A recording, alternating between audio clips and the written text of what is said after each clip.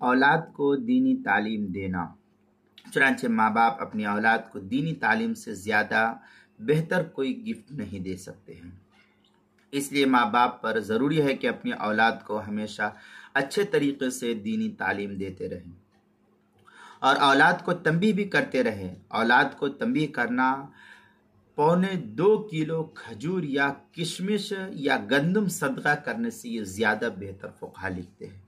اس طریقے سے تنبیہ کرنا یہ زیادہ بہتر ہے کہ تم جو ہے صدقہ کرو، صدقہ کرنے سے بہتر ہے اولاد کو تنبیہ کرو۔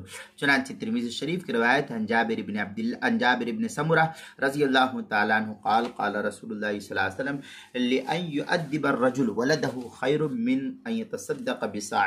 یہ سنن ترمذی کی روایت ہے، جلد نمبر 2 صفحہ نمبر 16، ابواب البر والصلہ باب ما جاء فی ادب الولد، جو HM سعید کراچی پاکستان کا چھپا ہوا نسخہ، اس کے اندر المستدرک للحاکم میں ہے، اس کے اندر یہ زیادہ ہے واللہ لأن يؤدب احدكم ولده خیر له من ان يتصدق كل يوم بنصف صاع۔